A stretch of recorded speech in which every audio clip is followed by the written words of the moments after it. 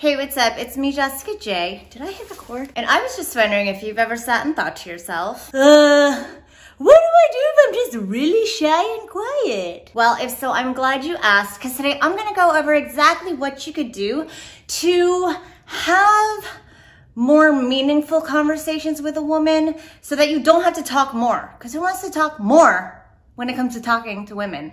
I don't know, that's just my opinion on it. However, to make sure you never miss out on an opportunity to have conversations with women or another one of my videos, don't forget to hit that subscribe button right here, right now. Okay, so one thing I always talk about is that I am actually an introvert who happens to be disguised as an extrovert. In fact, when I come across a lot of people from high school nowadays, they're like, oh my God, I never knew what you sounded like in high school because you never talked. And now I'm like the most annoying voice they'll find on the internet. But really, that's how shy I was. And that's actually how quiet I really am in my everyday out of YouTube life. But here's the thing, anytime you know how to speak with quality versus quantity, you will speak volumes in every interaction you have with women without having to speak any more than you already are. Or don't at all. Shyness and quietness actually come from the false misunderstanding, or the false understanding?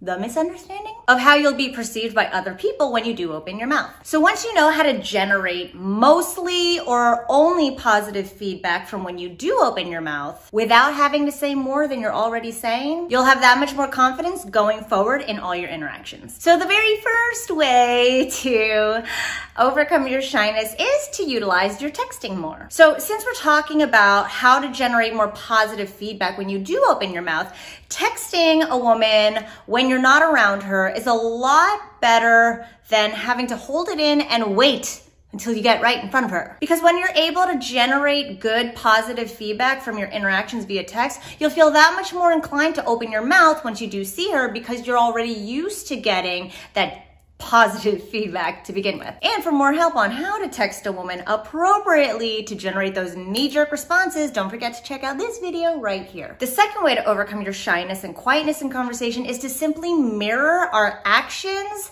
and tonality. So when you can mimic our actions or our facial expressions or our tonality in conversation, what that does is it grounds you to the moment at hand and makes us feel that much more focused on by you. And when we women feel more focused on and more understood and appreciated within the moment with you, what's that gonna make us feel? Exactly the same way about you. We're gonna wanna focus even more on you. We're gonna wanna understand you even more, and we are gonna ground ourselves to you in that moment even more, which in turn is going to make you feel that much better about being in that conversation and overcoming that need to feel quiet. Because again, shyness comes from not knowing how we'll be perceived. But if you're sitting there mirroring our actions and you could see that we very much appreciate it, you won't give a shit about how you're perceived because you know we perceive you good. Or well, for all those English majors out there. The third way is to speak with your face.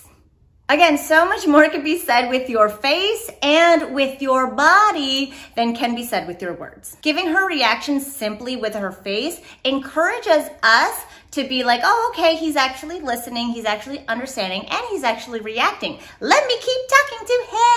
Which again acts as a feedback loop to reassure you that what you're doing is okay, and we are focused on you in that moment as well. So for example, if I'm sitting here talking, I'm telling like a long-winded story about like how my dog, I first thought it was like a poodle, but now I understand that it's really a pit bull. And you're sitting there like, I'm gonna feel very reinforced that you're listening, and that's gonna make me try to engage with you even more.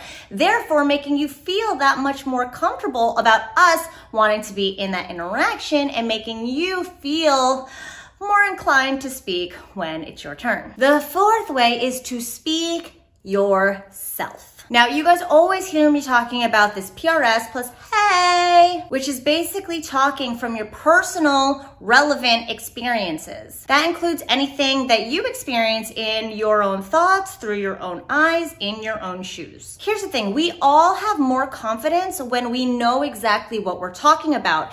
And you have unlimited amount of information on yourself and your experiences. So if you are constantly speaking from, this is what I think, or even, right now I feel this, you will always inadvertently have that much more confidence in your tone and your expression than you will trying to talk about some other topic. So speaking in personal relevant statements is always going to make you feel that much more confident when you speak, and it's always going to make you feel that much more reinforced to speak when you finally do. So for example, instead of saying something like, the weather outside is crazy, try saying something like, oh my God, I didn't know how to dress this morning. I put on my bathing suit and a North Face with a ski mask. Okay, from sitting where you are, which statement packed more punch? Exactly. So anytime you speak with your personal experience, it's gonna have that much more confidence in your delivery. Now, the fifth way to overcome your shyness and quietness is to always ask,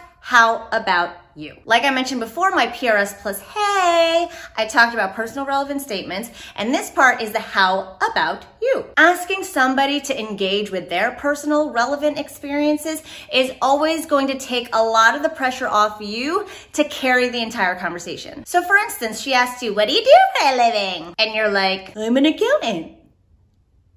Simply turning it back to her and saying, how about you, is going to take the pressure off you and now give her the ball to play along. Again, which is going to reinforce you that, hey, look, every time I open my mouth, somebody feels that much more engaged to interact with me. Confidence comes from knowing every time I do X, I'm going to get Y. So if you know for a fact that every single time you open your mouth, you get positive results and engagement from women, using these 5 things is going to get you that much more confident when you speak. Again, without having to speak any more than you already do. And if you need a little more help figuring out how to execute these more effortlessly, don't forget to check out my Speak to Spark Arousal program, which is going to help you do just that. Thanks for watching as always, and I'll see you guys next time.